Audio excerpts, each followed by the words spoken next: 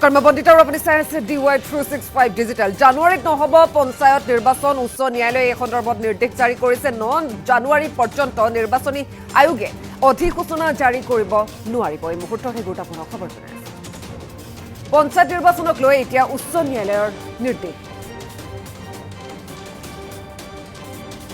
পঞ্চায়ত নিৰ্বাচনৰ অধিসূচনা জাৰিত স্থগিতাদেশ উচ্চ ন্যায়ালয়। আৰু 9 জানুৱাৰী পৰ্যন্ত ৰাজ্যিক নিৰ্বাচনী আয়োগে জাৰি কৰিব নোৱাৰিব অধিসূচনা। আৰু পঞ্চায়ত পুনৰ নিৰ্ধাৰণৰ অনিয়মক লৈ তৰা গোচৰত এই নিৰ্দেশ। অনিয়মৰ মাজতে গুৱাহাটী উচ্চ ন্যায়ালয়ৰ এই স্থগিতাদেশ। আৰু 9 জানুৱাৰীৰ পৰৱৰ্তী শুনানিৰ পিছতহে নিৰ্ণয় হ'ব পঞ্চায়ত নিৰ্বাচনৰ অধিসূচনা। পঞ্চায়ত নিৰ্বাচনক লৈ এতিয়া উচ্চ ন্যায়ালয়ে নিৰ্দেশ জাৰি কৰিছে। পঞ্চায়ত নিৰ্বাচনৰ অধিসূচনা জাৰিত এইবাৰ উচ্চ ন্যায়ালয়ৰ স্থগিতাদেশ। 9 জানুৱাৰী পৰ্যন্ত ৰাজ্যিক নিৰ্বাচনী আয়োগে জাৰি কৰিব নোৱাৰিব অধিসূচনা। অনিয়মৰ মাজতে দেখিবলৈ পোৱা গৈছে গুৱাহাটী উচ্চ ন্যায়ালয়ৰ এই স্থগিতাদেশ। 9 জানুৱাৰীৰ পৰৱৰ্তী শুনানিৰ পিছতহে পঞ্চায়ত নিৰ্বাচনৰ অধিসূচনা নিৰ্ণয় হ'ব বুলি জানিব পৰা যায়। পঞ্চায়ত নিৰ্বাচনৰ অধিসূচনা জাৰিত স্থগিতাদেশ এবাৰ উচ্চ ন্যায়ালয়ৰ। 9 জানুৱাৰী পৰ্যন্ত ৰাজ্যিক নিৰ্বাচনী আয়োগে জাৰি কৰিব নোৱাৰিব অধিসূচনা। পঞ্চায়ত পুনৰ নিৰ্ধাৰণৰ অনিয়মক লৈ তৰা গোচৰত এই নিৰ্দেশ জাৰি কৰিছে এতিয়া উচ্চ ন্যায়ালয়ে। আৰু অনিয়মৰ মাজতে গুৱাহাটী উচ্চ ন্যায়ালয়ৰ এই স্থগিতাদেশ। 9 জানুৱাৰীৰ পৰৱৰ্তী শুনানিৰ পিছতহে পঞ্চায়ত নিৰ্বাচনৰ অধিসূচনা নিৰ্ণয় হ'ব বুলি জানিব পৰা যায়।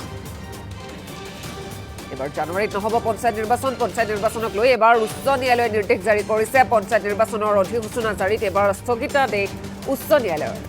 আৰু 9 জানুৱাৰী পৰ্যন্ত ৰাজ্যিক নিৰ্বাচনী আয়োগে অধিসূচনা জাৰি কৰিব নোৱাৰিব। 9 জানুৱাৰীৰ পৰৱৰ্তী শুনানিৰ পিছতহে আচলতে নিৰ্ণয় হ'ব পঞ্চায়ত নিৰ্বাচনৰ অধিসূচনা। আৰু পঞ্চায়ত পুনৰ নিৰ্ধাৰণৰ অনিয়মক লৈ তৰা গোচৰত এই নিৰ্দেশ জাৰি কৰিছে। অনিয়মৰ মাজতে গুৱাহাটী উচ্চ ন্যায়ালয়ৰ এই স্থগিতাদেশ। আমাৰ ওচৰত অধিবক্তাৰ মন্তব্য আহি পৰিছে, সেই মন্তব্য শুনাই ল'ব বিচাৰিছোঁ।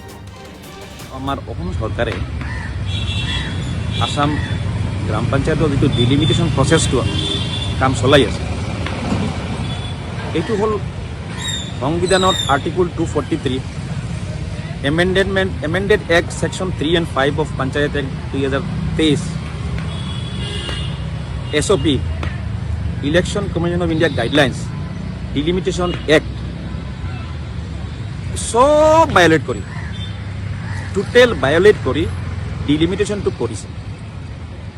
ডিলিমিটেশ্যনৰ যিটো মুখ্য উদ্দেশ্য হ'ল এইটো আছিল যে মানুহৰ সুবিধাৰ কাৰণে ক'ৰবাত এটা অসুবিধা সৃষ্টি হৈ আছে, এইটো সুবিধা কৰিবৰ কাৰণে, ক'ৰবাত এটা মানুহ ওলাই এটা এৰিয়াত বেছি মানুহ আছে ভোটাৰ, এটাত কম আছে, এইটো মিলাই দিবৰ কাৰণে। মানে ইন শ্বৰ্ট হ'ল সুবিধা কৰি ভাল কৰি বেটাৰ ৰিপ্ৰেজেণ্টেশ্যন যাতে আৰু ভালকৈ মানুহৰ প্ৰতিনিধিত্ব হয়, সেইটোৰ কাৰণে মানে উদ্দেশ্য হ'ল ডিলিমিটেশ্যন। চৰকাৰে কি কৰিছে, এই গোটেই আইনবিলাকক আঙুলি দেখুৱাই টোটেল ভায়োলেট কৰি, ইভেন আপোনালোকে চাব যে কিছুমান ক্ষেত্ৰত আমাৰ তাতে কমপ্লেইন আহিছে, সৰু লোকেল নেতাবিলাকে পইচা লাখ লাখ লৈছে। এইটো ক্ষেত্ৰত মই একদম অন ৰেছপনচিবিলিটি লৈ কৈ আছোঁ, পইচা লৈ বাধ্য কৰিছে অফিচাৰবিলাকক যে এইটো এনেকুৱা উল্টা হ'ব লাগে, বেআইনী হ'ব লাগে। সেইটো ক্ষেত্ৰত আমি কেছ কৰিছিলোঁ হাইকোৰ্টত, বহুতকেইটা কেছ হৈছে, কৰিমগঞ্জ, হাইলাকান্দি, শিলচাৰ, মৰিগাঁও, ধুবুৰী হৈছে নেকি এটা দুটা, নগাঁও হ'ল নেকি এটা, এনেকুৱা এই কিমান ডিষ্ট্ৰিক্টৰ পৰা আহিছে কেছ। এই কেছটো চলি আছে যোৱা প্ৰায় 1 মাহ ধৰি। যোৱা পৰহি অনাৰেবল গুৱাহাটী হাইকোৰ্টে আমাৰ কথা শুনি, আমাৰ লগত আমাৰ কে বি পাঠক ছাৰো আছিলে, আমাৰ HRA চৌধুৰী ছাৰো আছিলে, আমিও আছিলোঁ, চালিজাৰি চাই এইটো বহুত জেনেৰেলে টাইম বিচাৰিছে, বাৰ টাইম বিচাৰিছে, এবাৰ দুবাৰ নহয় 4-5 বাৰ টাইম বিচাৰিলে, উত্তৰ দিবৰ কাৰণে টাইম বিচাৰিলে। যোৱা পৰহি আকৌ টাইম বিচাৰিছে।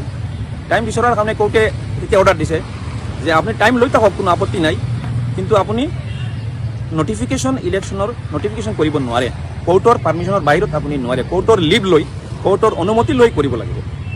কাৰণ কি কানুন হ'ল যে একবাৰ যদি আপনার ইলেকশন ডিক্লেয়ার করে দিয়ে, নোটিফাই করে দিয়ে, তেতিয়া নর্মালি সুপ্রিম কোর্ট, হাই কোর্ট, এনি কোর্ট নর্মালি এইটো ক্ষেত্ৰত কোনো ধৰণৰ হস্তক্ষেপ কৰাত মানা আছে অলপ চৰকাৰে বিচাৰিছিল এইটো যে কোনোমতে ডিলে কৰি কৰি কৰি 1 মাহৰ পৰা টাইম লৈ লৈ চৰকাৰে বিচাৰিছিলে যে নটিফিকেশ্যনটো কৰি দিলে চব কেছটো বেকাৰ হৈ গ'ল সেইটো অনাৰেবল কোৰ্টে বিবেচনা কৰিছে আমাৰ ছাবমিশ্যন কৰি মানে উপযুক্ত এটা বিচাৰ এটা অৰ্ডাৰ দিছে উপযুক্ত বুলি কয় মানুহ মানে ফ্ৰাষ্ট্ৰেটেড হৈ গৈছিল যে ক'ৰবাত বিচাৰ পাম না নাই এতিয়া মানুহ মানে বহুত মানে এটা আশ্বস্ত হৈছে যে চৰকাৰ গভৰ্ণমেণ্টৰ পৰা তো পোৱা নাই গতিকে হাইকোৰ্টৰ পৰা এটা আশ্বস্ত পাইছে গোটেই অবজেকশ্যন লৈছে নাম্বাৰ 1 হ'ল অবজেকশ্যনৰ টাইম দিয়াৰ আগতে আপোনাৰ গেজেট নটিফিকেশ্যন কৰিব লাগে ক্লিয়াৰ কাট লিখা আছে ইলেকশ্যন কমিশ্যন গাইডলাইনৰ পৰা আৰম্ভ কৰি ছেকশ্যন 3(5)ত লিখা আছে ডিষ্ট্ৰিক্ট ডিলিমিটেশ্যন কমিশ্যনে গেজেট নটিফিকেশ্যন কৰিব লাগে যে অমুক তাৰিখত এনেকুৱা হ'ব ড্ৰাফ্ট পাব্লিছ হ'ব আপোনালোকে অমুক তাৰিখৰ ভিতৰত অবজেকশ্যন থাকিলে দিব লগতে মেপ দিব লাগে লগতে পপুলেশ্যন পেটাৰ্ণ দিব লাগে যে কোনটো এৰিয়াত কিমান মানুহ আছে সেই হিচাপতে আমি বগাইছোঁ এইটো দেখাই দিব লাগে একো কৰা নাই নটিফাই কৰা নাই গেজেট নটিফাই কৰা নাই পপুলেশ্যন পেটাৰ্ণ দিয়া নাই ছেকশ্যন 5ত গভৰ্ণমেণ্টে 2023ত পঞ্চায়ত এক্টৰ এমেণ্ড কৰি আনিছে যে গোটেই অসমত ফাৰ্ষ্ট অফ অল 3টা কেটাগৰীত হেৰি কৰিব লাগে বগাব লাগে কেটাগৰাইজেশ্যন অফ ডিষ্ট্ৰিক্ট 3 ধৰণৰ ডিষ্ট্ৰিক্ট হাই পপুলেশ্যন মিডিয়াম পপুলেশ্যন ল' পপুলেশ্যন আৰু সেই হিচাপতে মানে আপোনাৰ বগাই দিব লাগে পপুলেশ্যনটো সেইটোও কৰা নাই এইটো কম্পালচাৰি কৰিব লাগে এইটোও কৰা নাই কিছুমান ক্ষেত্ৰত এনেকুৱা অৱস্থা হৈছে যেনেকুৱা মোৰ পাৰ্চনেল কথা কৈ আছোঁ মোৰ ৱাৰ্ড লগাইছে মোৰ ৱাৰ্ডৰ এটা পাৰ্ট হ'ল যদি ইয়াতে হয় মোৰ ছেকেণ্ড পাৰ্টটো 17 কিলোমিটাৰ দূৰ মোৰ ৱাৰ্ড মেম্বাৰ 17 কিলোমিটাৰ দূৰ